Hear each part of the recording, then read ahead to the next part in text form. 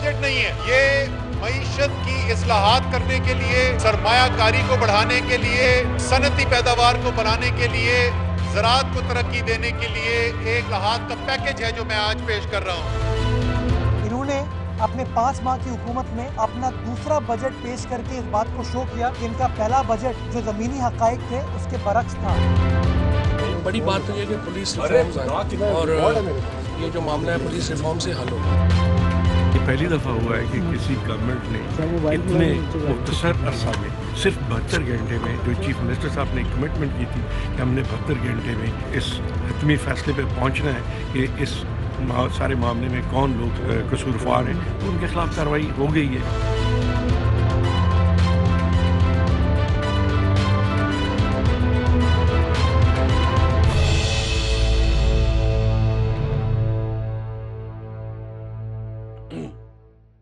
Welcome नाजरीन, programme DNA के साथ हाजिर हैं। मैं हूं अंजुम रशीद और मेरे साथ हैं खुशनूद अली खान। नाजरीन, आज मिनी बजट पेश हुआ है। असद उमर साहब ने इस कौम के सामने बजट पेश किया है और इसके अलावा मियां नवाज शरीफ की तबीयत भी ठीक नहीं है और उनके दिल की हालत खासी तशवीशनाक है और शहबाज शरीफ साहब की दरख्वास्त ज़मानत मंजूर हो गई और भी बहुत से इशूज़ हैं। लेकिन सबसे पहले नाज़रीन हम बात करेंगे खुशनूद अली खान मिनी बजट पे। ये मिनी बजट उन्होंने जो खुद कहा है, पहले हम सुन लें कि असद उमर क्या कह रहे हैं इस बजट के बारे में। उनको गलत फहमी थी कि शायद पाकिस्तान के अवाम जो है वो कम अकल हैं, वो समझ बूझ नहीं रखते और बाकायदा तौर पर एक इलेक्शन खरीदने की कोशिश की गई। कैसे की गई?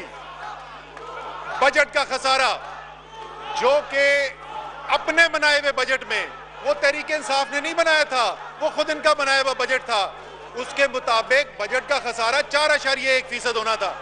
जब साल खत्म हुआ तो 6.6% यानी 900 अरब रुपए से ज्यादा का खसारा बढ़ा दिया। वो पैसा कहां से आएगा? नाज़रीन, आपने सुना असद उमर ने पूरी बजट स्पीच के अंदर जो बात की है वो की है खुशनूद अली खान कि वो सनतों को क्या मुराद दे रहे हैं, वो छोटी सनतों को क्या मुराद दे रहे हैं, वो बड़ी सनतों को क्या मुराद दे रहे हैं, वो स्टॉक एक्सचेंज को क्या मुराद दे रहे हैं, वो सरमायादारों को क्या मुराद दे रहे हैं। उन्होंने पाकिस्तान के गरीबों के बारे में एक लफ्ज मुंह से नहीं निकाला। उन्होंने ये नहीं कहा कि पाकिस्तान में जो है वो नौकरियां 1 करोड़ कैसे देंगे और जो 5 लाख घरों की बात की वो भी इंतहाई गलत बात की है। अभी इस पर भी हम बात करेंगे। उन्होंने पाकिस्तान के अवाम की सेहत के बारे में, अस्पतालों के बारे में कोई विजन पेश नहीं किया। उन्होंने कहा ये उनका इकोनॉमिक विजन है। इस इकोनॉमिक विजन में अवाम का कोई जिक्र है खुशनूद अली खान? बिस्मिल्लाहिर्रहमानिर्रहीम। अनगिनत दरूद सलाम जनाब मोहम्मद रसूलुल्लाह सल्लल्लाहु अलैहि वसल्लम की ज़ात पर, उनकी आल पर और उनकी औलाद पर। अंजुम रशीद साहब, जनाब असद उमर ने बहुत अच्छा बजट पेश किया है। बजट से मुराद मेरी मिनी बजट है, निक्का बजट। और उन्होंने इसमें कहा क्या है जो मैं समझा हूं वो ये है कि पहला बजट गलत था, लेकिन उसकी समझ इन्हें कोई 6 महीने बाद लगी या 7 महीने बाद लगी, लिहाजा तब्दील करके नई हिकमत अमली दे दी, नया काम कर लिया या नई वारदात कर लिए। लेकिन मैं 1 मिनट के लिए इस मिनी बजट को एक तरफ रखता हूं। आज आया मिनी बजट जो अवाम की ख्वाहिशात, अवाम की उमंगों, अवाम की विल और अवाम पर जुल्म ढाने के मुतरादिफ है। वो ये मिनी बजट नहीं है, ये तो बहुत अच्छा है। वो है जो नेपरा ने 57 पैसे बिजली महंगी करने का हुक्म सादर किया है। इनकी वारदात यह है कि ये बजट में नहीं कहते, या ये एक मर्तबा बजट नहीं पेश करते, ये 12 मर्तबा बजट पेश करते हैं साल में, और ये कहते हैं कि हम लोगों को सस्ती बिजली देना चाहते हैं और साथ ही बढ़ा देते हैं। ये क्या कहे? मैं अंजुम रशीद साहब कोई 1.25 से 1.5 लाख रुपए के गैस और बिजली के बिल दे चुका हूं और अभी बाकी हैं, 1 महीने की मैं बात कर रहा हूं। देखें, बाकी तो जो बात आप कर रहे हैं सेहत की और तालीम की और गरीब की, वो सारी बातें उस बजट में हैं जो दूसरा बजट था। ये तो है जो इन्हें बाद में ख्याल आया। आपको सादे लफ्जों में समझाऊं, ये इनका मईशत पर यू टर्न है। इन्हें अवाम का ख्याल अब आया है। अब इन्हें पता चल रहा है कि पाकिस्तान में हम कारोबार कैसे बेहतर कर सकते हैं।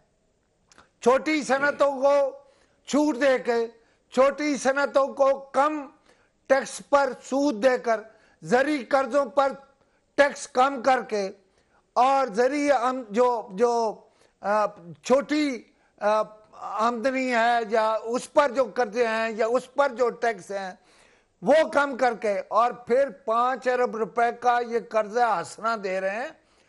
भाई 5 अरब नहीं, ये तो कोई 100 अरब होना चाहिए था। आप 5 अरब का लॉलीपॉप क्यों दे रहे हैं?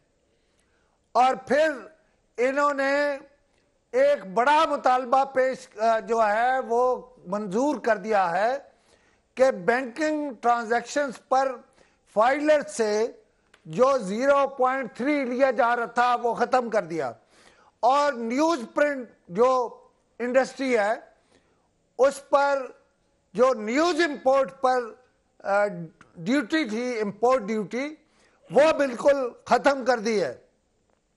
और गाड़ियों पर 1800 सीसी से ऊपर की गाड़ियों पर इन्होंने टैक्स बढ़ा दिया है। तो ये बात तो बड़ी हद तक दुरुस्त है कि इन्होंने ज्यादा आमदनी वालों को मजीद टैक्स लगाया। मेरा सवाल यह है, असद उमर, अब इन्होंने नहीं भी मरना था ना, जिन्हें आप टैक्सेबल समझते हो, जिनसे रोज लूटते हो, जिनका रोज खून चूसते हो, अब ये भी मर जाएंगे और आपकी इकानमी ठीक नहीं होगी। खुशनुर खान, बात यह है कि इन्होंने जो है वो छोटी सनतों को सहूलत दी है, बड़ी सनतों को सहूलत दी है, स्टॉक एक्सचेंज को मराद दी है, बहुत अच्छी बात है।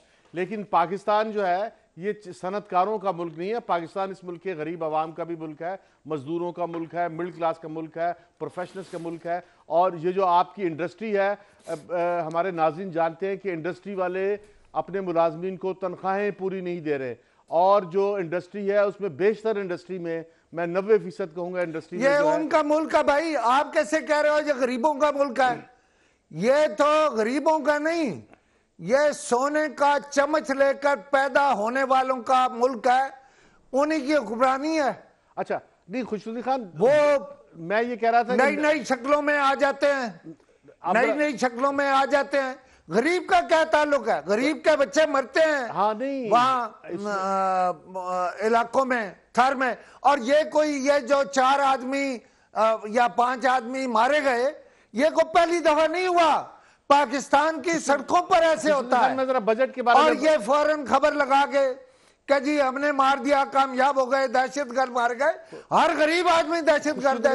इनको चाहिए ये था कि आज के इंडस्ट्री को ये सहारा देते, उनको सहूलत देते, उनकी मदद करते, लेकिन उनसे कहते कि वो अपने मुलाजमीन के साथ जो है उनको पूरी तनख्वाहें दें। और अक्सर इंडस्ट्री वाले जो हैं, 90% इंडस्ट्री वाले, वो अपने मुलाजमीन को रेगुलर रखते ही नहीं हैं, ट्रेड यूनियन बनाने का हक ही नहीं देते, उन्हें ना कोई अलाउंस देते हैं, ना सेहत का, ना कुछ का, उस बारे में इन्होंने कोई बात नहीं की। फिर इन्होंने इस मुल्क के गरीब आवाम के पास जो है, खुद वज़ीर आज़म कहते रहे स्टंटेड ग्रोथ है। पाकिस्तान के 45% बच्चे जो हैं वो जहनी और जिस्मानी तौर पर माजूर हैं, 45%। ये प्राइम मिनिस्टर ने कहा, और जो सच है उनके लिए कोई बात नहीं। पाकिस्तान में जो है वो तालीम का इतना बड़ा मसला है, 2.5 करोड़ अब बच्चे स्कूलों से बाहर हैं, उनके लिए कोई आइडिया, कोई गुफ्तगू, कोई बात ही कर लेते। अगले बजट में देंगे, मैं इस साल की बात अगले बजट में देंगे। ये साल तो गुजर गया ना, अच्छा, जो इन्होंने जो पिछला बजट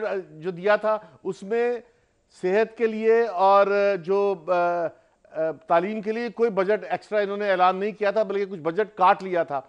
अब जो सूरत हाल ये है कि कराची में सर्कुलर रेलवे जो है वो उसकी ज़रूरत थी, वो शुरू होना था, उस पर इन्होंने कोई बात नहीं की। कराची में ग्रीन लाइन पर इन्होंने बात करनी थी, कोई बात नहीं की। लाहौर में जो है वो ये जो ऑरेंज लाइन बन रही है, इसके लिए किसी बजट की जरूरत थी, इसका कोई जिक्र नहीं है। इसके साथ ही जो है 5 अरब रुपए। रशीद, नहीं, मैं नहीं मानता आपकी बात। ये बहुत अच्छे हैं, इन्होंने आज FBI के अफसरों के सवाबदीदी इख्तियारात जो हैं वो ख़त्म कर दिए हैं, और जो टैक्स के नोटिस आते थे वो कहा है कि ये जो मुतलका मेंबर है वो इनकी इजाज़त देगा, और फिर कारोबारी मराकज़ पर अफसरान छापे नहीं मार सकेंगे। ये बहुत अच्छे हैं अंजुम यार। अब खुशबू खान साहब मेरी एक बात सुन लें कि इन्होंने बात की है कि 5 अरब रुपए कर्जे हसना देंगे ये मकान बनाने वालों के लिए। आपको पता है कि 10 मुंह में जीरा भी का भी साइज होता है। 5 अरब ये जीरा 5 में आप कितने मकान बना लोगे? हाँ, मैं बता रहा हूँ, 1 करोड़ रुपया लगता है। मेरे नाज़रीन के सामने बैठ के बात कर रहा हूँ कि और सारे नाज़रीन जानते हैं कि 10 मरले का मकान बनाने के लिए 1 करोड़ लगता है। तो 5 मरले का 50 लाख में बनेगा, और 2.5 मरले का जो है वो 25 लाख में बनेगा। मैं कह रहा हूँ 25 लाख अगर ये फी मकान लगाएं, 2.5 मरले का मकान बनाने की दें, तो 1 करोड़ में 4 मकान बनते हैं, और 1 अरब में जो है वो 400 मकान लगा लें आप, और 5 अरब में सिर्फ 2000, मतलब पूरे साल में ये 2000 मकानों की बात कर रहे हैं, जो कि कोई पता नहीं ये देंगे या नहीं देंगे। और 2000 मकान जो हैं वो 50 लाख का वादा करके ये 2 लाख पे रुके हैं। अब दूसरी तरफ ये है कि एजुकेशन की सूरत हाल ये है कि 2.5 करोड़ बच्चे जो हैं वो स्कूलों से बाहर हैं, और जो स्कूलों के अंदर हैं उनके पास जो है ना प्रॉपर डेस्क हैं, ना प्रॉपर असातिज़ा हैं, ना प्रॉपर उनके पास पंखे हैं, ना सहूलतें हैं। उनके लिए कोई इन्होंने ऐलान नहीं किया। और सेहत की भी सूरत हाल जो है वो इतनी खौफनाक है कि जो बजट जो पहले दवाइयों को था, लोगों को दवाइयाँ नहीं मिल रही थी सरकारी अस्पताल में, खुशनुदी खान आप जानते हैं, लेकिन अब दवाइयाँ महंगी हो गई हैं 15% महंगी के बाद इसका मतलब जो दवाइयाँ मिल रही थी अस्पतालों में वो अब 15% कम मिलेंगी। तो इनको चाहिए था कि अस्पतालों के बजट में भी कुछ 10%, कुछ 5%। दवाइयाँ जब नहीं मिलेंगी अंजुम रशीद, दवाइयाँ जब नहीं मिलेंगी तो क्या होगा? लोग दवाइयों के बगैर मरने लगेंगे, और ये आबादी को कम करने का इनका आसान फार्मूला है। आप क्या कह रहे हैं? आप इन पे बहस कर रहे हैं जैसे ये कोई संजीदगी से हुकूमत चला रहे हैं, इन्हें कोई संजीदगी से हुकूमत चलाने का शौक है। अंजुम रशीद साहब, अवाम से इनका क्या रिश्ता? रोजाना कहते हैं कि हमें अवाम ने मुंतखब करके भेजे। कौन से अवाम ने? इन्हें पता है ये कैसे आए हैं। मैं तो वो अल्फाज इस्तेमाल नहीं करता जो अपोजिशन करती है। इन्हें मालूम है ये कैसे आए हैं। और आज असद उमर कैसे गरीब बात कर रहे थे कि अवाम बेवकूफ नहीं है, अवाम बड़े अक्लमंद है। भाई आप अक्लमंद हो, आप अगर अक्लमंद होते तो आपको मिनी बजट ना देना पड़ता, आप उसी वक्त ये काम करते। वो तो जब मुल्क रुक गया है, मुल्क की सांस बंद हो गई है, तो आप कुछ करने लगे। अब सांस शायद दोबारा चल भी ना सके। आप जितने मर्जी इक़दाम कर दें, असल मामला तो यह है कि क्या इस मुल्क के छोटे या बड़े सनतकार को इन पर एतमाद है? अगर एतमाद है तो काम शुरू हो जाएगा। अच्छा खुशनुदी खान, अगर उसे छोटे और बड़े सनतकार को यह बजट पसंद आया तो पहिया चलने लगेगा, नहीं है तो बजट पेश करते रहें, कुछ नहीं होगा। नहीं, ये पहिया चलना चाहिए, ये जिस मुल्क में जिसमें मुल्क है उससे निकलना चाहिए। लेकिन इन्होंने ये स्मार्टफोन पर जो पाबंदियां लगाई हैं, स्मार्टफोन पाकिस्तान में टेक्नोलॉजी की और इल्म की बुनियाद है।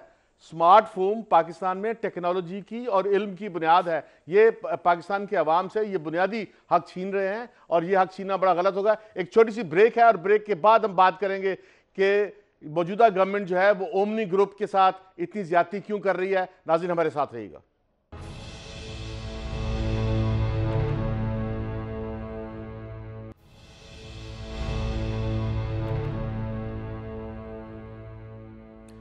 वेलकम बैक नाज़रीन।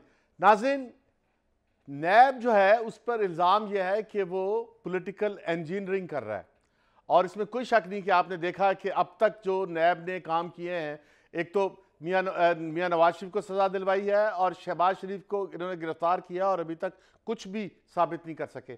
अब इन्होंने जो है वो आसिफ अली जरदारी के खिलाफ जो है वो एक प्लान बनाया है, और उसमें मनी और ओमनी ग्रुप को जो है वो साथ में ले आए हैं। अब ओमनी ग्रुप जो है वो पाकिस्तान का एक बहुत बड़ा इंडस्ट्रियल मुल्क ग्रुप है, और उस ग्रुप को जिस तरह से ये हरासा कर रहे हैं, और हरासा करने का इनका मकसद जो है, जो अब तक बज़ाहिर नज़र आ रहा है, वो है आसिफ अली जरदारी को किसी तरह से तंग करना। लेकिन अभी तक ये आसिफ जरदारी के खिलाफ कोई चीज़ साबित नहीं कर सके हैं, और अब तक जो साबित किया है उस पर हम बात करेंगे। लेकिन पहले हम ये देख लें कि ओमनी ग्रुप पे इल्ज़ाम ये है कि इनके जो है वो जाली अकाउंट्स हैं, लेकिन हकीकत ये है कि पंजाब और सिंध के अंदर हर बिजनेसमैन, तकरीबन हर बिजनेसमैन, सारे 100% तो नहीं कह सकता, लेकिन 90%, मोर देन 90% कह सकता हूं कि 90% जो बिजनेसमैन है वो दो अकाउंट रखते हैं। एक असली अकाउंट रखते हैं जो उन्होंने टैक्स अदा करना होता है, एक जो रखते हैं जो टैक्स चोरी करने के लिए अकाउंट रखना होता है, और जो दूसरा अकाउंट होता है उसे कहते हैं जाली, उसे कहते हैं बेनामी ग्रुप, बेनामी अकाउंट।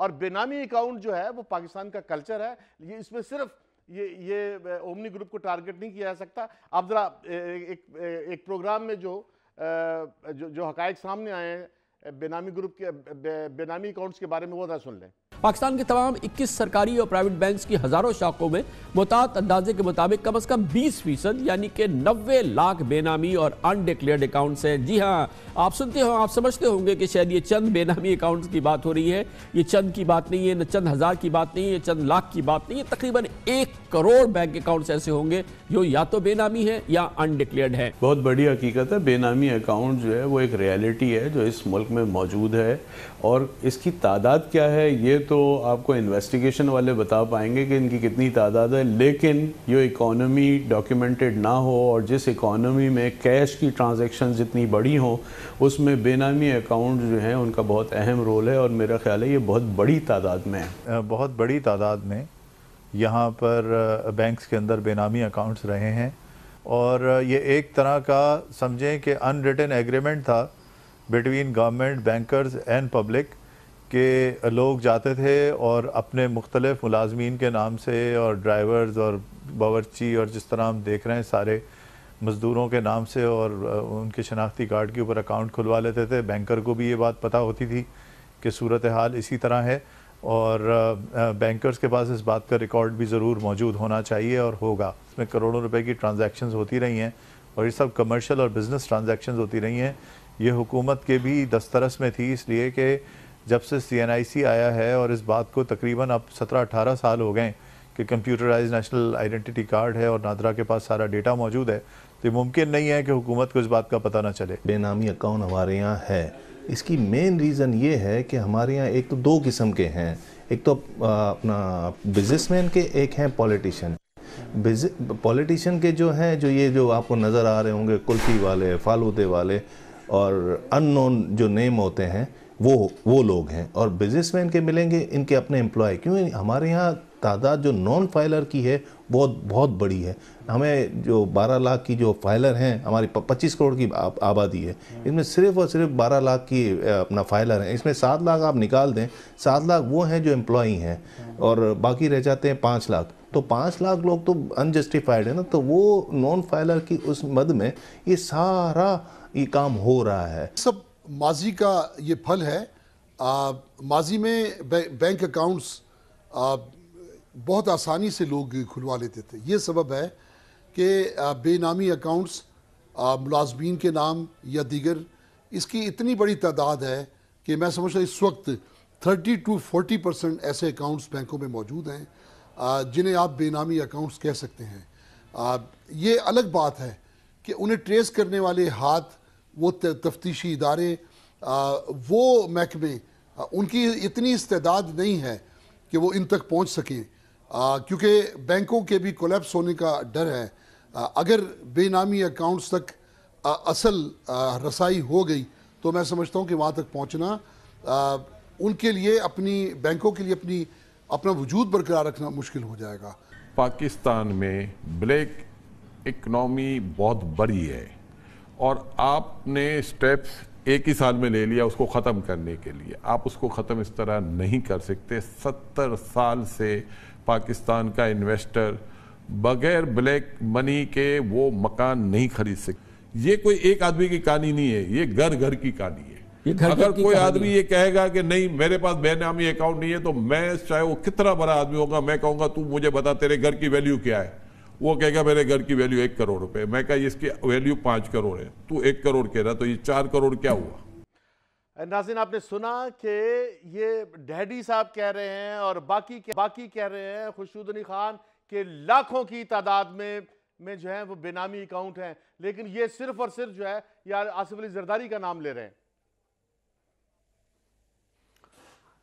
अंजुम रशीद साहब, आज तो बहुत सी बातें खुल गई हैं, ब्लैक इकॉनमी भी खुल गई है और अकाउंट्स भी खुल गए हैं और इनकी तादाद ये 90 लाख कह रहे हैं, मैं कह रहा हूं ये 1 करोड़ है। ये 90 लाख नहीं है, ये 1 करोड़ है। अब मेरा सवाल है इनसे, इस मुल्क में सबसे पहला या सबसे पहले बेनामी अकाउंट्स किसके सामने आए थे? सुप्रीम कोर्ट में जनाबे जहांगीर तरीन के। आप कहते हैं, ये कहते हैं कि हम आसिफ अली जरदारी और वो मजीद साहब और उनके सारे बच्चों के खिलाफ रेफरेंसेस दायर करेंगे। 16 रेफरेंसेस, 170 आदमी। मेरा एक सवाल है, ये तो आप 90 लाख अकाउंट्स की या 1 करोड़ अकाउंट्स की बातें कर रहे हो। इससे पहले एक अंग्रेजी के कराची के सबसे मोतबर अखबार ने खबर शाया की थी कि जो तहकीक करने वाली एजेंसी है उसने 5,000 ऐसे अकाउंट्स ढूंढे हैं जिनकी पाकिस्तान से बाहर, यानी वो उन लोगों के हैं जिनके पाकिस्तान से बाहर खरबों रुपए की जायदादें हैं। सवाल यह है, आसिफ जरदारी को पकड़ना चाहते हो पकड़ लो, आप मजीद साहब को पकड़ना चाहते हो पकड़ लो, लेकिन लोग कहेंगे ये इंतकामी कार्रवाई है। क्यों कहेंगे? आप 90 लाख अकाउंट्स नहीं पकड़ते हो, आप वो 5,000 फेक अकाउंट्स नहीं पकड़ते हो, और आप पकड़ते हो तो आसिफ जरदारी को, आप पकड़ते हो तो मजीद साहब को और उनके बच्चों को। मेरा सवाल है, एक सवाल है अंजुम रशीद, 13 नवंबर को जनाबे शहजाद अकबर वजीर आजम के मशीर जो हैं वो कहते हैं 13 नवंबर को कि ओमनी ग्रुप के खिलाफ नैब रेफरेंस दायर करेगा। मेरा सवाल है पूरी हुकूमत से कि 13 नवंबर को कैसे पता था जनाबे शहजाद अकबर मलिक साहब को कि रेफरेंस नैब दायर करा? क्या नैब इनका मातहत इदारा है? क्या ये नैब के चेयरमैन है? क्या ये नैब के तर्जुमान है? क्या इनको रात ख्वाब आया था? असल में या हुकूमत में तैयार हो रहा था वो वाला रेफरेंस, या हो रहे थे, और या नैब को डिक्टेशन दी जा रही थी। सवाल यह है कि लोग सब जानते हैं, लोग वो बेवकूफ नहीं है जो कह रहा था असद उमर, लोगों को अब सब कुछ मालूम है कि ये इकॉनमी, अभी ये डैडी साहब कह रहे थे, अभी दूसरे माहिरीन ने कहा मुल्क की असल इकॉनमी तो उधर है, और फिर ये भी कह दिया उन्होंने कि आप पकड़ोगे आप इन अकाउंट्स तक पहुंचोगे तो मुल्क का बैंकिंग सिस्टम कोलैप्स कर जाएगा। आप ये तो जवाब दे दें कि मुल्क में अगर मान लेता हूं मैं इसी फिगर को, मैं 1 करोड़ कह रहा हूं, आप 90 लाख पे अड़ जाते हैं। सवाल यह है कि आपने चंद अकाउंट्स को क्यों टारगेट कर लिया है और आप दूसरे 90 लाख अकाउंट्स का, अकाउंट होल्डरों का और उनकी प्रॉपर्टीज का और उनकी कारों का और उनके कारोबार का और उनके मामलात का आप जिक्र क्यों नहीं करते हो? और ये जरदारी साहब के पीछे क्यों पड़े हो? ओमनी जो है वो क्यों टारगेट है? फिर ये भी एक और इल्जाम जरा सुन लो। और मेरा पहला सवाल अभी बरकरार है कि जहांगीर तरीन के बारे में ये सुप्रीम कोर्ट में साबित हो गया कि बेनामी अकाउंट था। अगर वो जुर्म था तो आप सबसे पहले जहांगीर तरीन को पकड़े। अब आ जाते हैं, एक इल्जाम लगाया है इन्होंने कि आसिफ जरदारी, ये इल्जाम भी ओमनी ग्रुप पर है कि आसिफ जरदारी और बिलावल भुट्टो जरदारी वो ओमनी ग्रुप का जहाज इस्तेमाल करते रहे।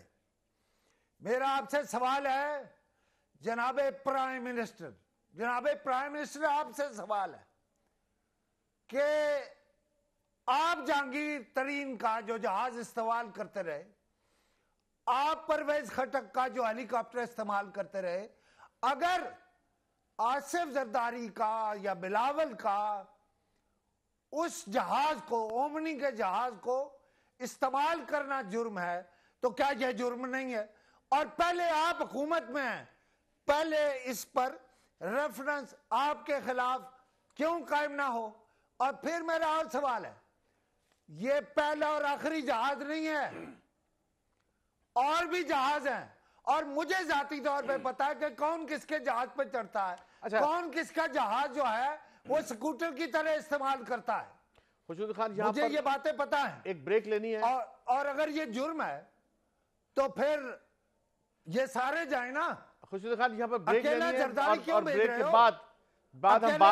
ब्रेक के बाद में बात के आसिफ जरदारी के बुग़्ज़ में ये पाकिस्तान के पूरे मालियाती निज़ाम को बर्बाद कहीं ना कर दें, और ये ऐसा करने के इम्कानात मौजूद हैं। नाज़रीन, छोटी सी ब्रेक है, हमारे साथ रहिएगा।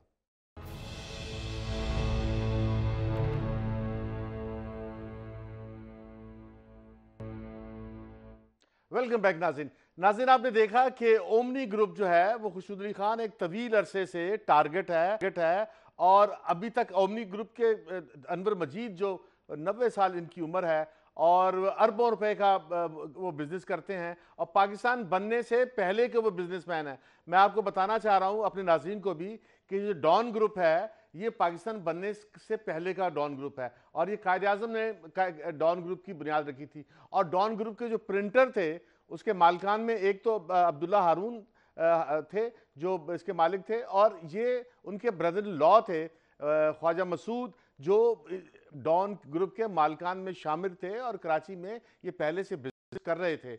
और अनवर मजीद जो हैं ये उनके भतीजे हैं।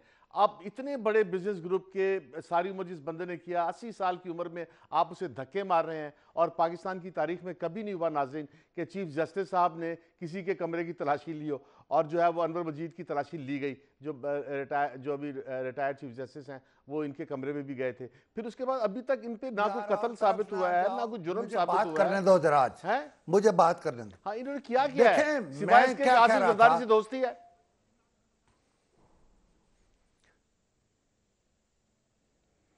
हाँ बोलो। देखें, मैं क्या कह रहा था कि बाज जहाज स्कूटर की तरह इस्तेमाल होते रहे। तो क्या बुराई है? भी दोस्तों की चीजें इस्तेमाल होती हैं। अच्छा, होती हैं। हाँ, तुम्हारी गाड़ी अगर लाहौर में हो तो मैं इस्तेमाल कर सकता हूं, नहीं कर सकता। जाता है। आप जहाज पे चढ़े तो रेफरेंस नहीं बनता। हाँ। आप जरा हौसला करें ना, मुझे बात करने दें कि अगर जहाजों के इस्तेमाल पर रेफरेंस बनने हैं तो मैं जहाजों को स्कूटरी की तरह इस्तेमाल होता देखता हूं। बाज लोग जिनकी शक्ल अकल का कोई मैच नहीं होता जहाज से, वो उनके लिए भी स्पेशल जहाज जाते हैं। लिहाजा अगर आपने रेफरेंस बनाए और ये रेफरेंस का सिलसिला चला, मैं वार्न कर रहा हूं पूरे मुल्क के सियासतदानों को कि इस पे मैं तो खप डालता रहूंगा कि फलां ने भी जहाज इस्तेमाल किया, फलां ने भी फलां का जहाज इस्तेमाल किया। सब कुछ रिकॉर्ड पर है, सब कुछ रिकॉर्ड पर है। और फिर जब साबित हो जाए, जब इस बुनियाद पर आप नाअहल हो जाएं, आपका साथी जहांगीर तरीन नाअहल हो जाए, उसके खिलाफ क्यों रेफरेंस दायर नहीं करते? उसके खिलाफ रेफरेंस क्यों नहीं बनाते? जबकि यह भी साबित हो जाए इस मुकदमे में कि इन फेक अकाउंट से जो पैसा गया है, उन अकाउंट से जाने वाले पैसे से ऑफशोर कंपनियां बनी हैं। बड़ा रौला था जी पनामा का, बड़ा रौला था। उसमें नवाज शरीफ को अंदर करना था, नवाज शरीफ को अंदर किया, इसमें बड़ा रौला है। और सिर्फ आसिफ जरदारी को और मजीद को अंदर करना है। अब मुझसे यह भी सुन लो और क्या इल्जाम है ओमनी पर। कहते हैं शुगर मिलों की सब्सिडी सबसे ज्यादा खा गए। गलत कहते हैं, सबसे ज्यादा जहांगीर तरीन खा गए हैं, सबसे ज्यादा एक और विफाकी वजीर खा गए हैं। सबसे ज्यादा रिकॉर्ड पर है कि सबसे ज्यादा जहांगीर तरीन खा गए हैं। अगर इस पर रेफरेंस बनेंगे, आपको पहले जहांगीर तरीन को उठाना पड़ेगा। अगर इंसाफ करोगे तो जहांगीर तरीन को उठाओगे, अगर इंसाफ करोगे तो आप उस विफाकी वजीर को उठाओगे, अगर मुकदमे बनाओगे तो इन दोनों को उठाओगे, और फिर जरदारी और फिर जो मजीद है उनका नाम आएगा। और मैं आपको यह भी कहता हूं कि आप बिस्मिल्लाह करें, इनको अंदर करें ना, जिन जिन के मैंने नाम लिया है। और फिर आपको यह भी बताऊं कि इन्होंने एक इल्जाम लगाया कि जो ट्रैक्टरों पर सब्सिडी है वो भी ये खा गए। सवाल यह है, मैं नाम लेने लगा हूं मिल्लत, और मैं नाम लेने लगा हूं गाजी का। तो इसमें क्या मालूम कर ले, रिकॉर्ड निकलवा लें, सबसे ज्यादा सब्सिडी कौन खा गया। और मैं आपको एक और बात कह दूं कि आप अगर मेरी इन बातों का जवाब दे देंगे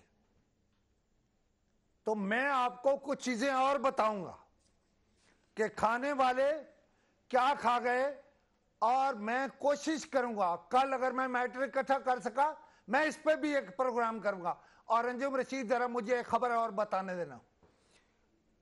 इन्होंने डॉक्टर शाहिद मसूद को स्केपगोट बना के हमारे प्रोफेशन से उसे गिरफ्तार किया और हथकड़ी लगाते रहे।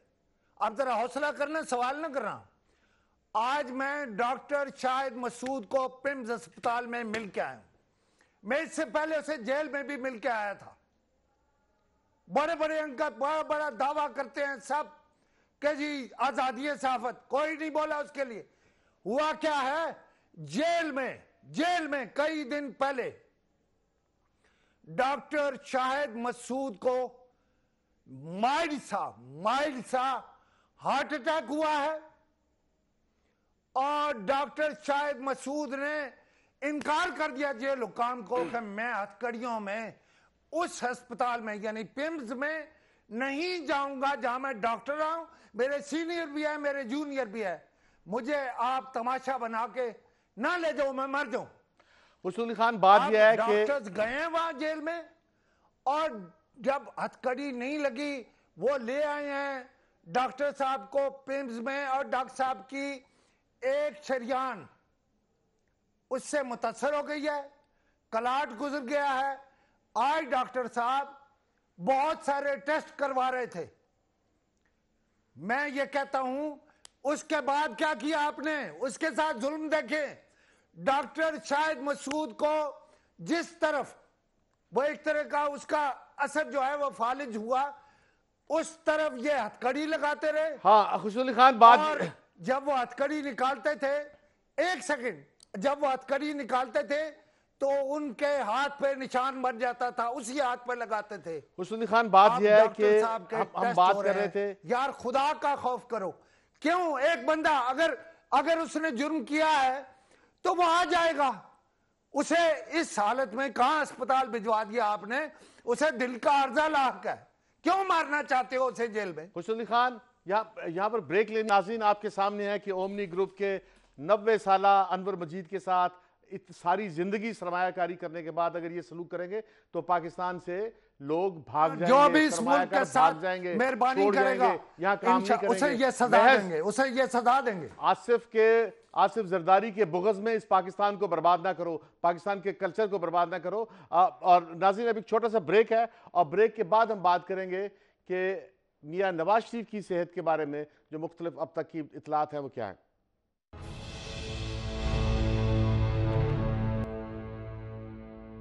वेलकम बैक नाज़रीन जो इतला है कि मियां नवाज शरीफ के दिल का साइज खुशनुद अली खान बड़ा हो गया है और पट्टे मोटे हो गए हैं, ये इनको क्यों डर है कि वो तो बाहर से खुद कैद होने आया था, इनको क्या डर है कि अगर वो चला जाएगा तो वापस नहीं आएगा, और ये उसका इलाज नहीं करा रहे, उसको अस्पताल में नहीं लेके जा रहे, और इमरान खान जो है वो इंतकाम में और गुस्से में इतने क्यों गैर इंसानी हद तक जो है वो चले गए। देखिए मैं अंजुम रशीद साहब दिल के मामलात को बहुत अच्छा जानता हूं, क्योंकि मैंने भी 3 स्टंट डाल रखे हैं। ये जो शरियान तंग हो गई है, इसका मतलब है कि कम से कम स्टंट पड़ेगा। और मेरा ख्याल है मियां नवाज शरीफ के मुआलिज जो कह रहे हैं वो भी कोई माइल से उसकी बात कर रहे हैं, हो चुका है। देखिए मुझे तो कुछ कहने की जरूरत नहीं है, अब वो कहते हैं एंजियोग्राफी की शायद फौरन जरूरत पड़ेगी। वो ये कहते हैं कि मियां नवाज शरीफ की ईसीजी की रिपोर्ट तसल्ली बख्श नहीं है, उनके पट्टे सख्त हो गए हैं। और उनका जाती मुआलिज जो है डॉक्टर अदनान, वो ये कहता है कि उनको अस्पताल में दाखिल न करके सेहत को खतरे में डाल दिया गया है। मेरा सिर्फ एक सवाल है, बात यह है कि अगर मियां नवाज शरीफ ने मैदान से भागना होता तो वो अपनी बेटी समेत, अकेले नहीं, अपनी बेटी समेत क्यों गिरफ्तार होता, क्यों जेल जाता और फिर जेल जाता।